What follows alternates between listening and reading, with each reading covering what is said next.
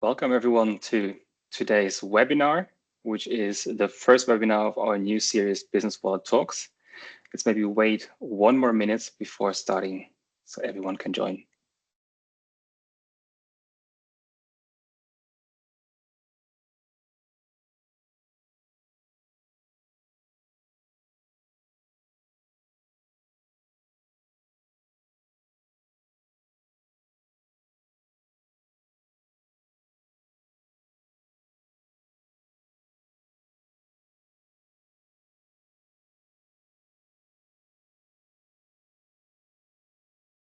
Okay, let's get started. Welcome again to this webinar, the first webinar of our series, Business Wallet Talks, where we'll highlight different aspects of the business wallet.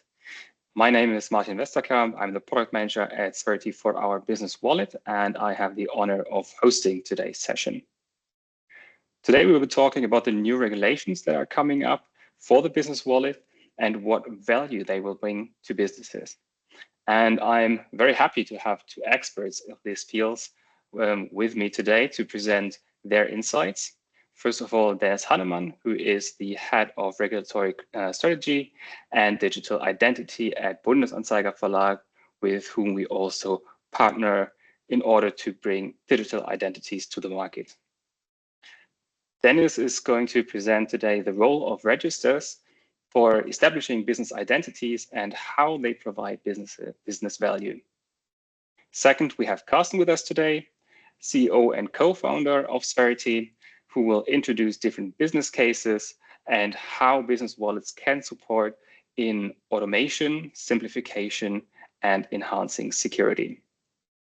Before handing over to the speakers, I would like to give some context of why we think now is just the right time to start with this series, because in the past we have been talking a lot about the citizen wallet, and from the Commission's point of view, it is clear, of course, that for every citizen there is a value in the citizen wallet, because we all know as citizen the hassle of identification and authorization in the offline world and also in the online world, and there's direct impact there. But we see that the biggest business value is really in the B2B use cases, business to business, and this is why we focus here today also on this topic. And not only we think that the biggest value will be in the business wallet, but also the Commission has now announced this year in their strategy paper that the business wallet is a cornerstone really for businesses in the European Union in order to gain competitive advantage internationally so that they can efficiently communicate with each other and also with public administrations. And this is backed not only by this strategy paper, but also by the announcement that there will be an own legislation for the business wallet by the end of this year. So there will be also their own implementing acts for the business wallet, which is important because right now we can see with the amended eIDAS regulation that there's a lot of emphasis on the citizen wallet, while we have different requirements for the business wallet in doing business interactions. And therefore now we want to gather requirements and also explain where value can lie and also learn from each other. This is also supported on another pillar in the EU with the EU company law and the company certificate. So here, this is comparable with the register excerpt that we have today in its digital form. So it will be provided by the member states in a digital form, signed, and can be used for identification of enterprises and also to prove representative rights of enterprises. And this is minted not only on the old, quote unquote, the eIDAS regulation, but also on the amended one. And before handing over to the speakers, just one note, we would like to share our questions and collect the questions in the Q&A feature here in Teams. And you can also vote there on questions, and then after the talks, we can then discuss these different questions thereafter in a Q&A session. And with that, I would like to hand over to you, Dennis. Hello together. Thank you very much from the Bundesanzeiger side to be part of this first business wallet talks. We're looking forward for the next upcoming time within digital identity, and I will now share a slide deck. And by the way, this slide deck, which I'm going to present, we will we will also share it with the community. If there's interest to get a handout, we will send it over. So yeah, just for everybody to know. If you have any questions, of course, within my presentation, you can also ask. But I think collecting and later discussing was the main aim, right, Martin? Okay, Yes. good. But if you feel to ask anything, maybe just feel free to ask also. I just wanted to give the chance maybe in 1 or 2 sentences. Okay, I will now try to share my slide deck. I hope it works and everybody can see it. Yeah, excellent. Okay, I will put it on. So now it should be full screen, right? Yes, right. Okay. Yeah.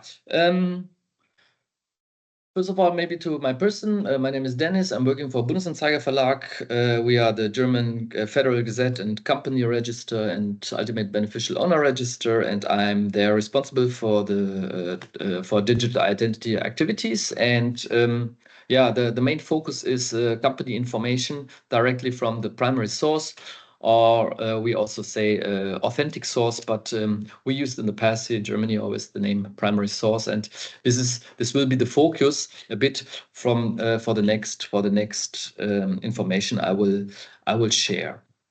First of all, I want to give a very short, quick overview about Bundesanzeiger Verlag. For those who don't know the Bundesanzeiger Verlag and the role of Bundesanzeiger here in Germany, and the evidence structure and the evidence center we have. As I said, the Bundesanzeiger Verlag is running the official German business register, which you can see here on the left side, and we are running this for the Ministry of Justice. And the business register in Germany is the centralized single European file and a one-stop shop for company information. And it's also the officially appointed mechanism in accordance with the Transparency Directive.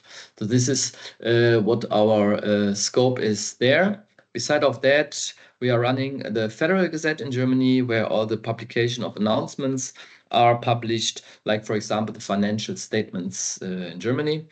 And we are running also the Transparency Register, which is the official platform of the Federal Republic of Germany for ultimate beneficial owners. This is the Ultimate Beneficial Owner Register in Germany. And beside of that, this we do for in accordance to for the Ministry of Finance in Germany, who has the power of the Transparency Register activities here.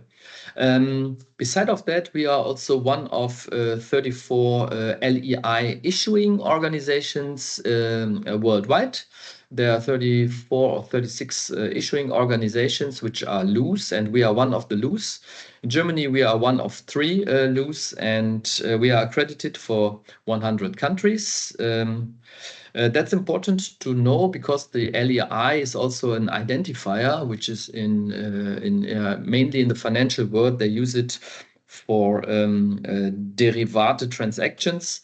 And this is just additionally here because when we come later to a use case perspective, which are going to present, might be also important to understand that identities are quite important. And the core function of the Bundesanzeiger Verlag, one of the core function, if you run all these different registries, you have to make sure that the unique corporate identity is a core task. So the unique identifier is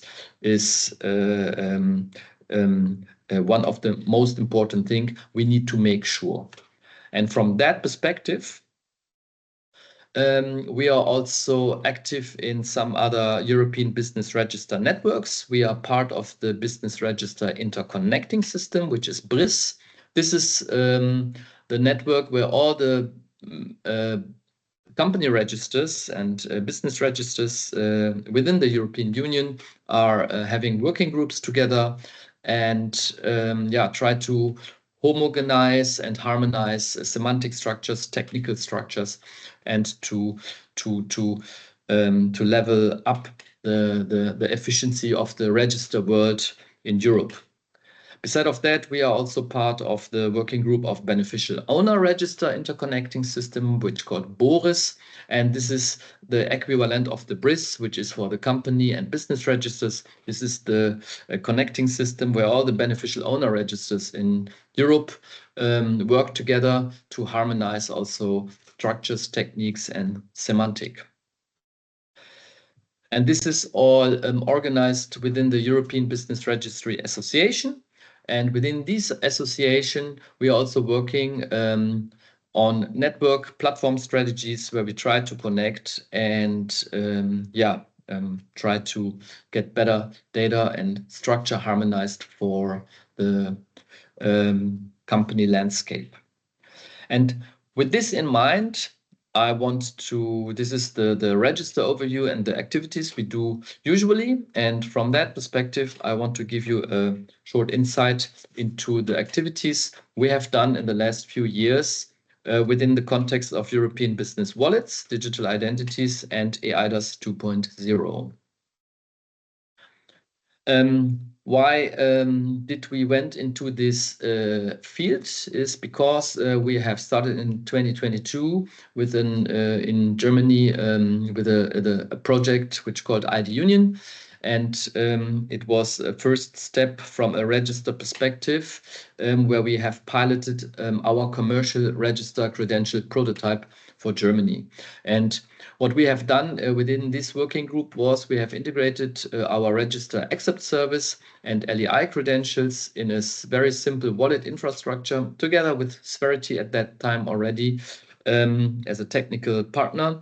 And there were several demos with industry companies like, for example, Bosch. And we have also piloted this kind of prototype with the British Columbia government within an energy mining use case pilot. And based on these experiences and first steps, we have become an associated partner in the European Wallet Consortium.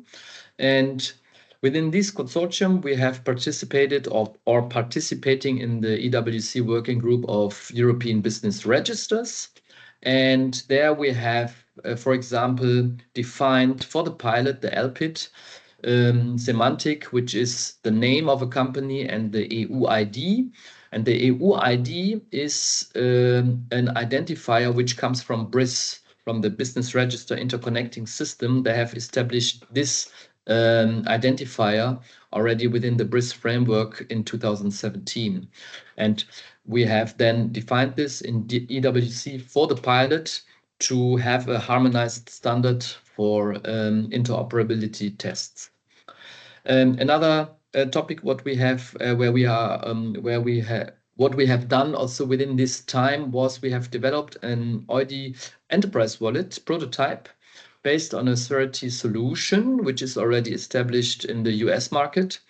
And we have developed for this issuer module, a holder module, and a verifier module from an enterprise perspective. I will show it later when I show the use case.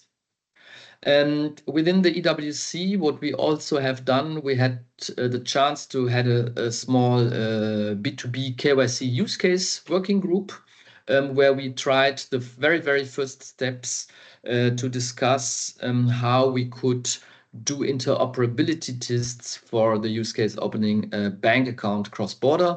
We have done this with the colleagues from the Netherlands Business Register, the KVK, and the Finnish Tax Administration.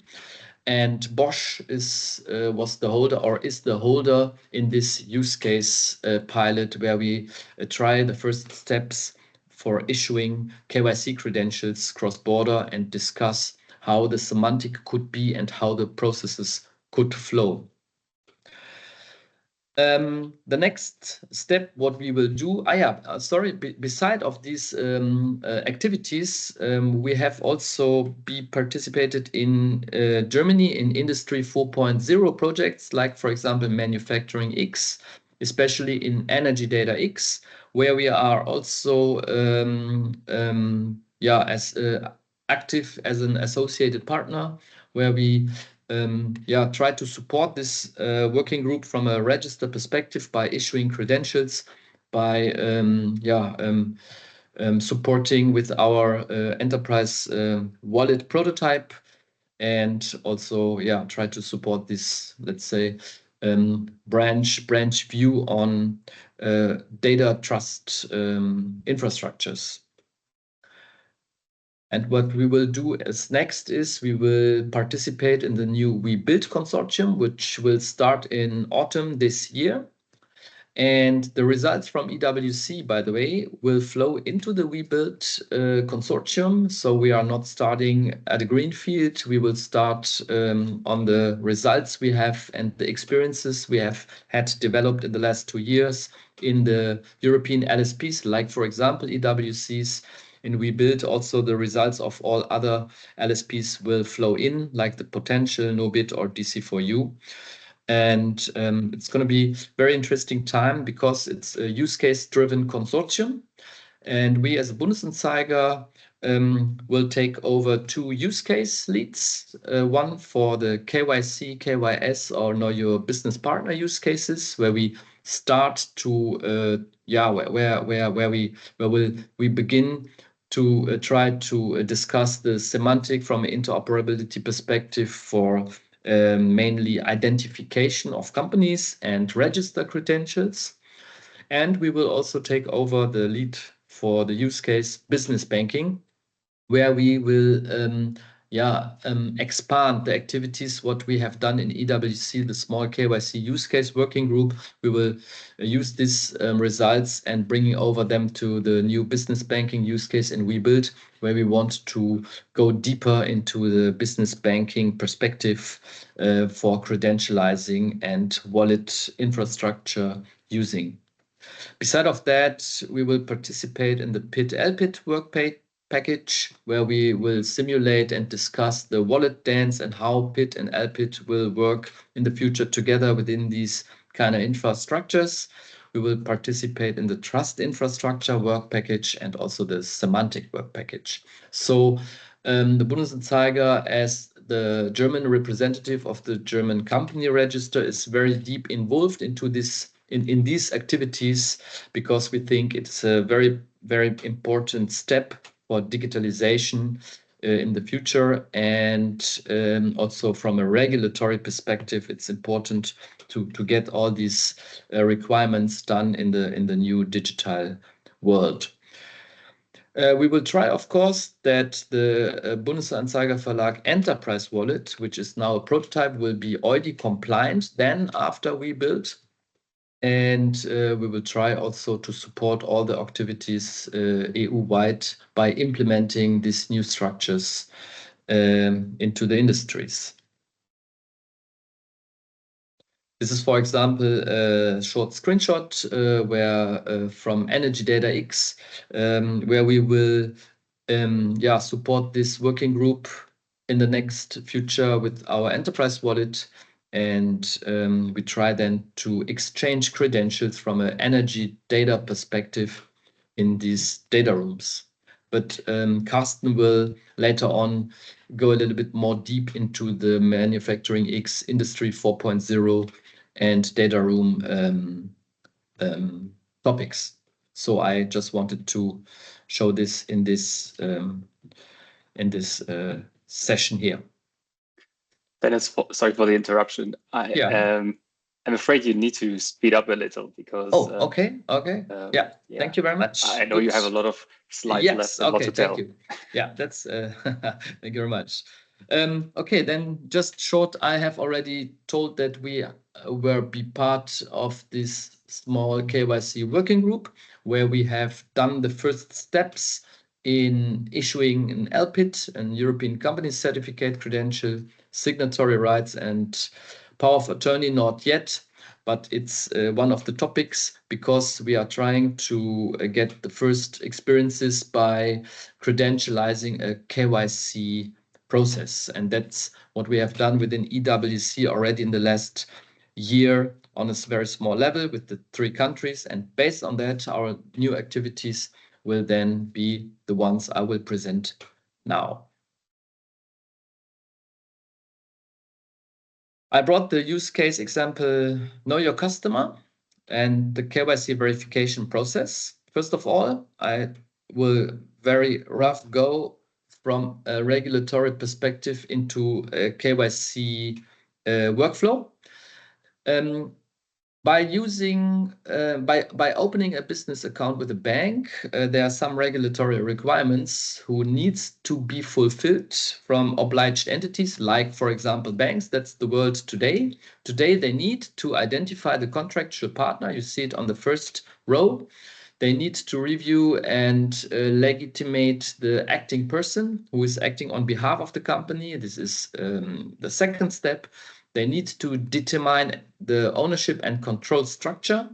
They need to clarify the ultimate beneficial owners. Beside of that, they need to do PEP and sanction screening, risk classification, and documentation. And what I want to show is what we have done is we have took the first 4 rows, which are part of the obliged process steps the banks needs to do from a KYC perspective, and we went deeper into this structure and tried to credentialize this from a European business wallet perspective.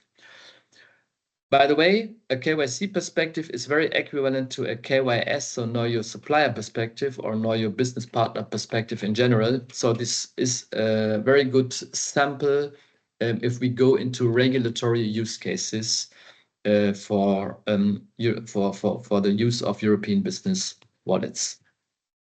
This is a typical onboarding process. So today, a bank needs to do all these red actions you see on this slide. This is a typical customer onboarding, which banks, industry companies, and most of the industries has today from an AML perspective. This is an AML regulatory perspective I took here. And in the first step, what is important, all these red actions need to get more efficient. And that's why we have developed a service already 8 years ago, where we took these actions and put them into a data and document structure where a bank is able to order this KYC file, we call it, which contains all this information. So the optimized process is that beside of doing all these steps by themselves, the bank is able to order a KYC file which contains already this information. The structure is there is an org chart in the file. There are the register accept documents in PDF, and there's a JSON file already included, which is able to be processed after delivering from Bundesanzeiger. And this is the world today. Like, for example, the Landesbank Baden-Württemberg in Germany is using this API from the Bundesanzeiger and to digitalize their compliance activities in KYC. So this is the status quo which is there today.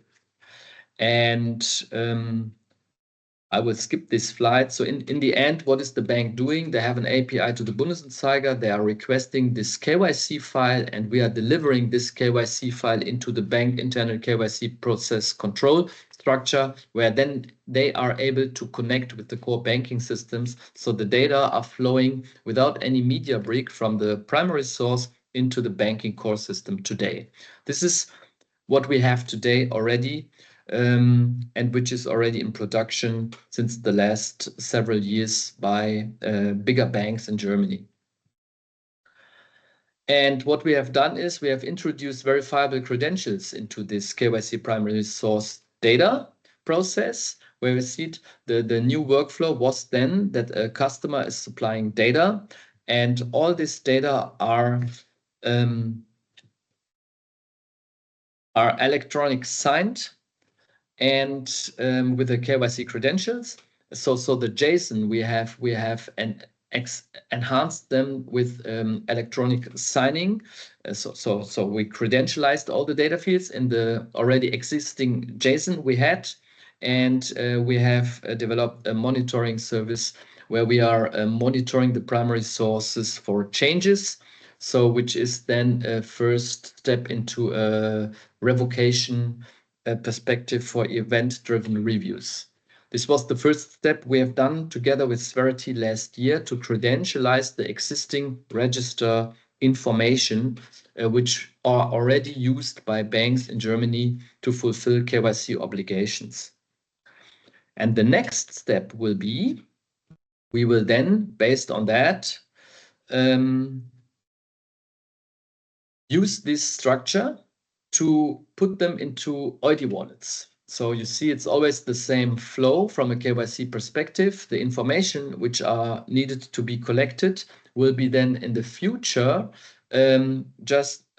beside of delivering them into a banking core system, which is today, we will just change the way and deliver these kind of credentials into the wallets. So the company is able then to present these kind of credentials to the bank. I will show it later in the small pilot use case I've brought here. I will show it how we have developed this flow. But from a process perspective, you see, we have took the KYC view from a regulatory perspective, the obligations which needed to be fulfilled, and enhance them into the European wallet infrastructure to make it happen for the use case in accordance with eIDAS 2.0. And how we did this, I will show in the next and last section of the presentation. We have used our EUDI Enterprise Wallet as a prototype and register credentials from a KYC perspective. What did we do? We have enhanced the existing KYC infrastructure we have by the possibility to request legal person identity credentials, signatory right credentials, the European company's certificate credentials, and ultimate beneficial owner register credentials from Transparency Register. This is what we have piloted, and we have brought them into the new European business wallet world. And I brought it here, the small sample. It's just a short time notification, 10 minutes left. Yeah, that's absolutely fine. That's absolutely fine. So here you can see how did we do it from a Bundesanzeiger Enterprise Wallet perspective. This is the wallet where you can log in today. This is an enterprise wallet. And I brought the sample from an Evonik.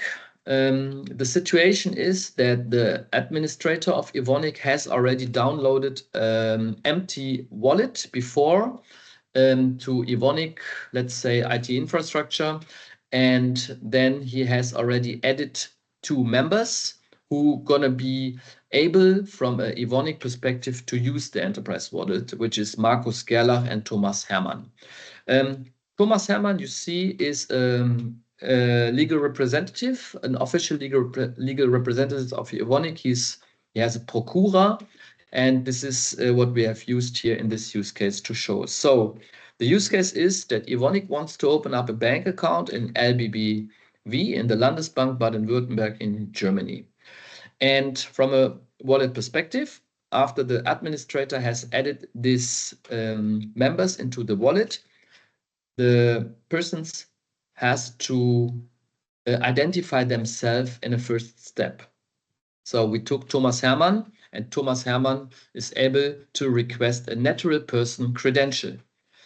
When he pressed the button down, request a credential, then he get a query code where he would be able to use the future European digital identity wallet for natural persons, where the PID is there, and he could use the mobile phone wallet where the PID is stored and identify himself with the PID in the mobile wallet. This is the future process, and we have already anticipated this, that at this stage he could do this.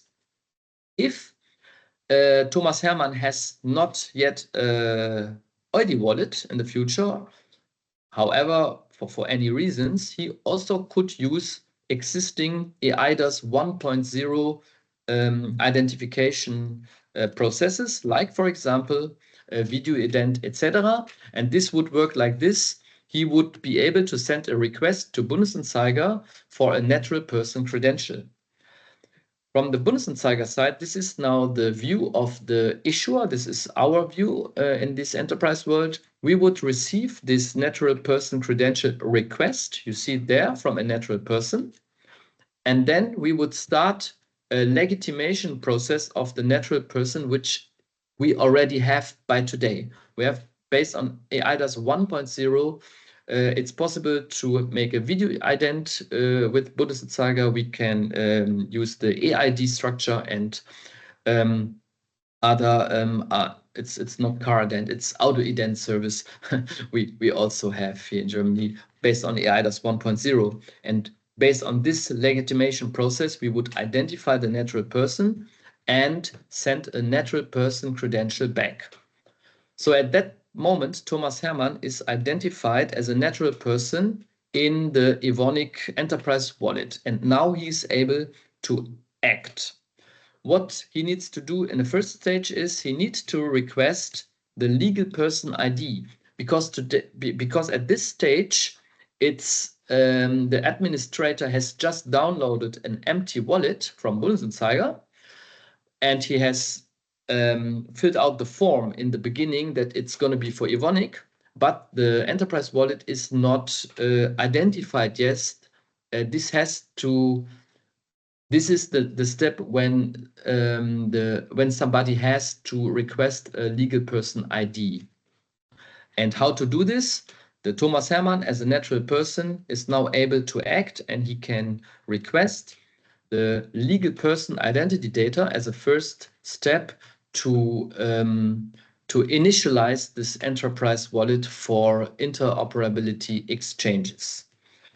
So he can press the button, request the LPIT credential. The Bundesanzeiger on his side received this request, and from the company register perspective, we would proceed then to issue the LPIT. And what we do in Bundesanzeiger, we need to identify this based on authentic sources, like, for example, other registers, Handelsregister, Vereinsregister. We have in Germany federal systems, which make it a little bit more complex to identify the real company. We also need to make sure that the company is still the company. It's not liquidated yet. It's not insolvent and whatever. And all these steps we have already today within our register work operation. We use this also to make the checks to finally deliver the LPIT into the wallet. And after we have done the identification, we issue the LPIT into the wallet. So the Evonik wallet is then initialized and the legal person identity data are there. The LPIT is defined by name and the EU ID, by the way. This is a process which is already today there. This is not a future process. Today already we are able to issue this LPIT, and we are able to give a natural person credential based on eIDAS 1.0. After Thomas Hermann has received the legal person identity data, he's able to do whatever use case he wants to run. If he wants to open a bank account, he can also request other credentials, like, for example, the European company certificate credential or legal representatives credentials, or we call them know your customer credentials, which is a complete KYC file credential based on the JSON structure we have today, where you have the shareholders, the ultimate beneficial owners, and all this register information you need to fulfill your regulatory requirements based on AML. So after, and the process is always the same. He's requesting a credential. We are delivering this credential from a register perspective. After we have done that, the overview of the already existing credentials are, for example, these 2 credentials. And then Thomas Hermann is able to request to request for opening a bank account, for example, by LBBW. If he do so, this is the verifier module we have developed in the prototype for a relying party, for example, a bank like LBBW. They would see on their dashboard all the customers they have. And after Thomas Hermann requesting to open a bank account, LBBW will receive this request. The bank is able to accept this request by pressing accepting request and open account. And when they do this, there will be a connection with the verifier module and the Bundesanzeiger, where the credentials which Thomas Hermann has shown to the bank gonna be verified by us if they are not revoked. If this is positive, we will give this information back.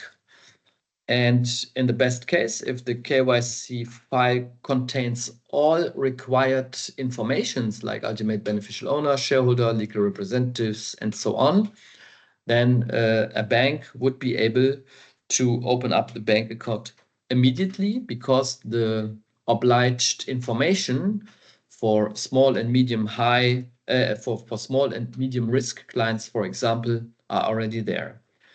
And this I wanted to present. This is the pilot workflow based on a KYC, from a KYC perspective, by opening a bank account. And in the next future, we're gonna go more deeper into this process. And within WeBuild, we will also test this from an interoperable perspective. In the end, LBBW has a new customer, and they see Evonik Industries are active, and they have a new bank account.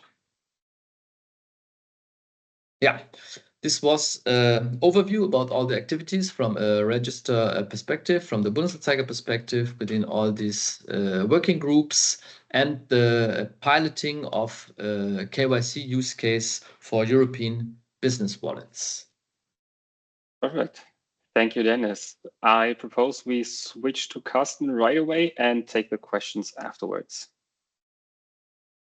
Carsten, stage is Excellent. yours. Thank you.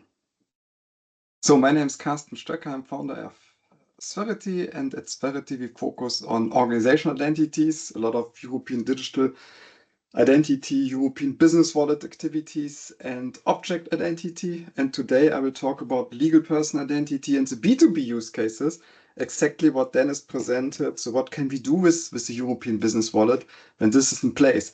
And because there's a lot of geopolitical discussions, US, we're depending on US infrastructure, and suddenly US infrastructure can be kind of restricted from one of the other day at these times.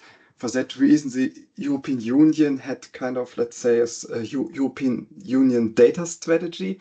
And this European Union data strategy was built on data sovereignty, digital sovereignty, infrastructure sovereignty. This is more important than ever. And one of the core components of the EU data strategy are so-called data spaces. So where people control their own data. It says people, companies and individuals having control about their own data. And it's what's happening in a data space. And what's very important to understand, it's not only a protocol where I connect two data systems from Bosch, Siemens, LBBW or someone else, but I have trust at the core. It's about trusted data, it's about access control, it's about provenance of the data. And for that reason, to implement data sovereignty and the EU data strategy at the core is identity. And for that reason, it has to be solved. And this is a bit what we would like to discuss. There's a problem to be solved when it comes to supply chain. There are a couple of capabilities. So we need secure perpetual master data. So we saw an example of master data. This have been the KYC, know your customer data Dennis presented. They must be secure. If they're revoked, I need to find out, is it still valid or not? Or did someone revoke it in a registry, in a primary source? Then it's about supply chain transparency and especially about supply chain resilience and security. And supply chain resilience and security is getting more and more important every day with the risks of cyber warfare, or what we saw with the Hamas when the Israel state they attacked the pagers and all the pagers exploded. These are clear supply chain problems of the Hamas. And why is it a supply chain problem? Because the Hamas was not able to do proper know your supplier process, and they were not able to check the provenance and the transparency of the supply chain. And this is an extreme example, but it demonstrates how vulnerable supply chains are. So if nation state actors move in, or if other things happen, such as the COVID pandemic, where basically resilience of supply chains is being at risk, but also transparency, all the regulation, product safety, sustainability regulations, eco-design for sustainable products. It's about supply chain transparency. There are a lot of problems related to this: process risks, identity theft, fake supplier certificates, especially in the age of AI. The risks of enterprise theft, fake supplier certificates, and so on, or fake certificates is growing exponentially, because at our fingertips we can create fake certificates. For that reason, the problem's getting bigger and bigger. Also, corrupted data, uncompliant documents, but also the costs for compliance, expensive audit trails, lack of transparency, supply chain security breaches, cyber warfare. There's a lot of risks, and to address the risks, so we need to have identity for proper counterparty onboarding and verification. So even not only on a kind of, let's say, in an analog world, so when two companies and a procurement manager discuss with an account manager, they can properly onboard them, but even on an API level. And what's interesting, that McKinsey is talking about straight-through processing of counterparty onboarding. I like the study a lot. It's a KYC study where they talk about straight-through processing on an API level. Yeah. So when two companies are connecting digitally, that on API level, I can basically check the entire KYC compliance controls. This is what Dennis presented with the credentials. And this is a new normal, that everything needs to be digitized to reduce the cost, but also to increase compliance and security. For this, we need identity. And the European Union has a work program that was published 11th February, a few days ago. And they introduced the term European Business Wallet, when it now comes to EUDI wallets, enterprise wallets, legal person wallets, and so on. The European Union is kind of framing it as a European business wallet. And they explicitly talk about business to business, the value. There's a lot of value propositions in their communication. They talk especially about business to business, not business to customer, and business to government. But here we focus today on business to business and secure data exchange. And this is what we would like kind of to go a little bit deeper. There are a lot of use cases. So we saw the KYC use case. So we started discussing a bit the data exchange, and we saw it from one of the projects, Energy Data X, the EDX, where the energy sector, which is a critical infrastructure, is starting to use this technology for securing data exchange, but also supply chains, digital product passports, API endpoint security, zero trust architecture. So what cyber agencies are pushing hard to go to zero trust architecture. So then you must have an identity governance. The eIDAS is a super robust trust model and identity governance. And so this is how API endpoints can be secured. And this is what all the data space projects also would like to achieve. But then further use cases, cyber physical systems, smart cities, critical infrastructure, and of course, trusted AI. So when I have kind of, let's say, power of attorney of a human, I as a human are allowed, authorized to do something on behalf of a company. The same will be true for AI agents, that an AI agent will be cloned easily within a second 1 million times, but I need to know which one of these AI agents is the AI agent, let's say, in doing a procurement negotiation on behalf of Bosch, and then suddenly I have to have an identity framework for trusted AI, and this is pretty accelerating the demand for this. So we see a lot of, let's say, movement to combine enterprise identity with AI as well. And for that reason, we have to have this in place. Dennis showed a bit how the authentic source works. Here, I basically took a very kind of common diagram. It's called the trust triangle when it comes to wallets and self-sovereign identity. So the Bundesanzeiger Verlag, the German National Registry, and they're issuing identity, European Company Certificate, LPID, KYC credentials to a holder, let's say an enterprise, and then the enterprise can basically share the data with a verifier for authentication and authorization. And this is, by the way, what we are building together with Bundesanzeiger. So we call it a multi-purpose platform for European company certificates, LPIDs, know your customer, know your supplier, for everything what's stored in company registries. And there are hundreds and hundreds of data attributes about companies stored in registries. This is huge value for cybersecurity, compliance, onboarding, anti-money laundering. And we are together with Bundesanzeiger connecting their backend systems, the Federal Gazette, Business Registry, Transparency Registry, but also the legal entity registry, where they're accredited to issue legal entity identifiers for 100 countries. This is very, very important kind of for supply chains. And Dennis mentioned it, national registries are connected via a hub. This is from the European Business Registration to other European registries. And Bundesanzeiger Verlags also integrate with UK Company House, the UK registry, the Swiss registry. And via this, you can not only inherit registry data from the German companies, German ecosystem, but via these interfaces, you can extend this to other countries. And this is how it can scale, because a lot of use cases don't only kind of end at the German borders. They're going cross-border, cross-jurisdiction in the European Union.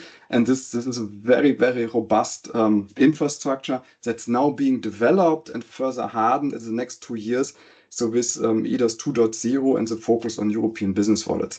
This is what does multi-purpose platform mean? It's kind of integrated into backend systems, but then we have a couple of issuance use cases. European Company Certificate, Power of Attorney, which is kind of mentioned in the company law, but also the KYC issuance and also verification services. So how do I verify it so that people can kind of, let's say, consume APIs, consume the software, to include this in their onboarding business processes on the banking side, or even in a data space when it comes kind of to establishing a connection to an unknown partner in a data space.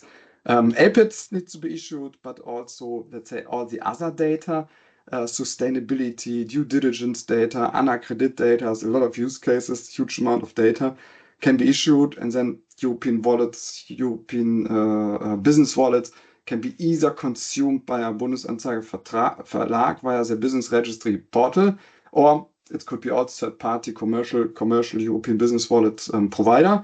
But anyway, they can get credentials, they can verify them, and this entire technology plugged into the back end of the German and European company registries.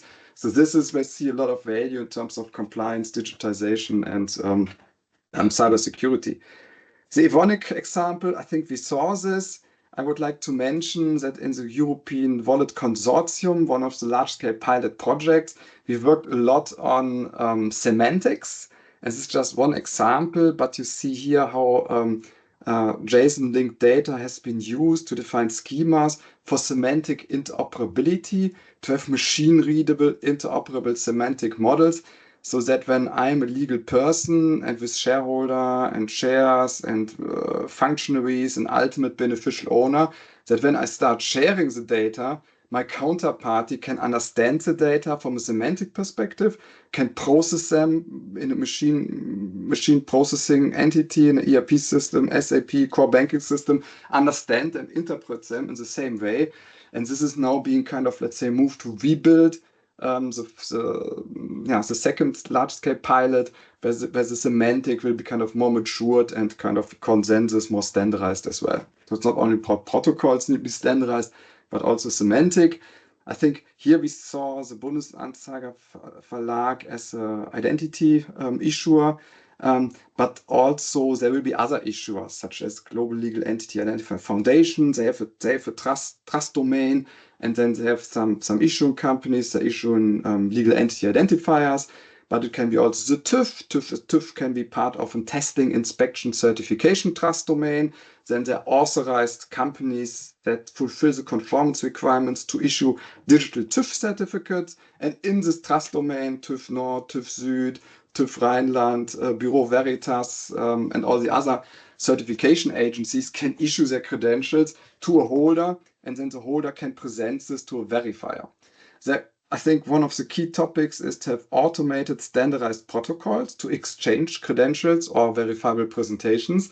And there are a couple of protocol formats. We work a lot with DITCOM for wallet-to-wallet communication, very efficient, provides a lot of security features, a lot of scalability, and scalability features, very nice protocol. And on the other hand, we also work with data space protocols, and in the project Energy Data X, we basically integrated this.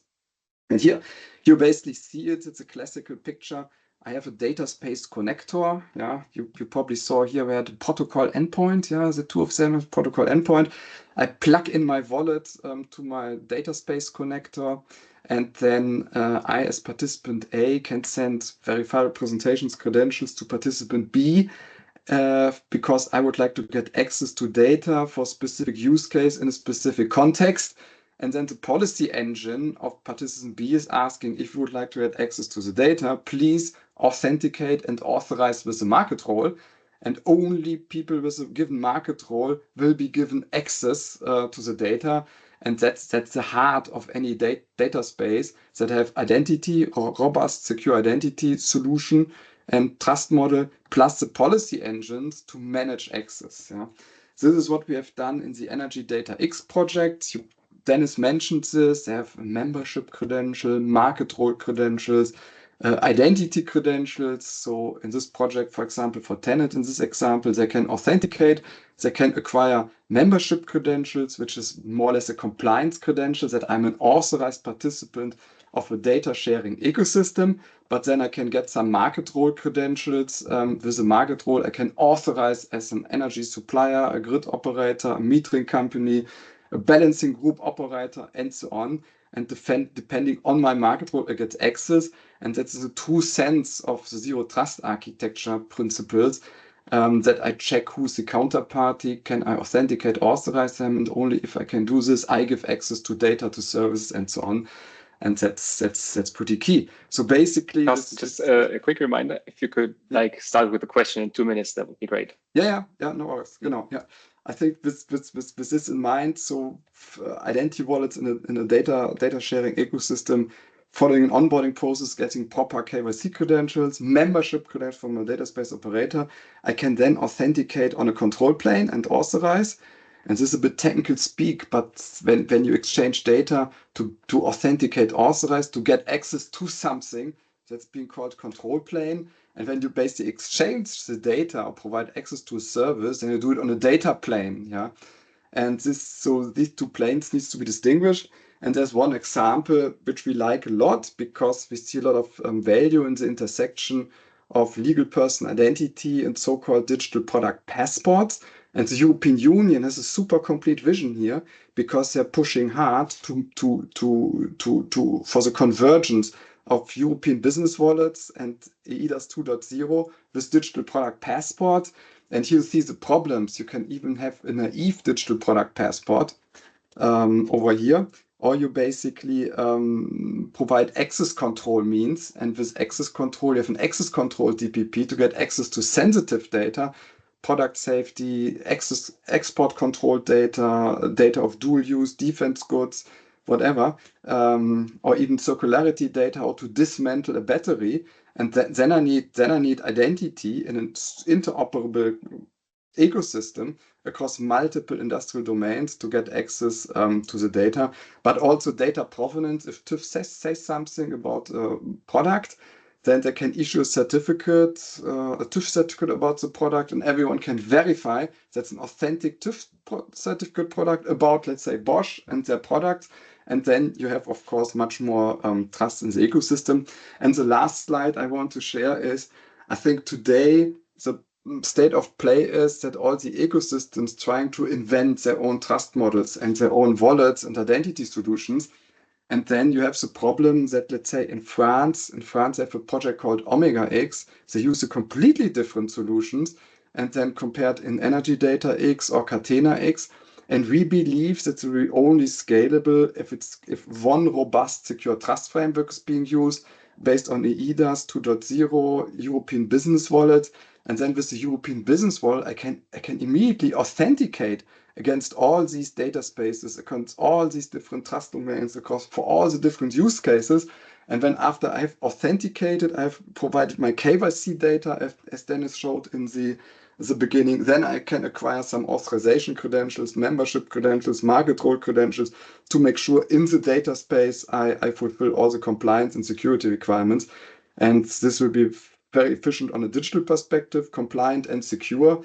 A lot of innovation with increased data sovereignty and less dependencies here.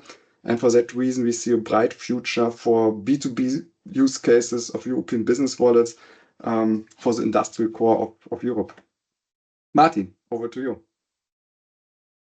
Thank you so much, Dennis and Carsten. We have received a lot of questions.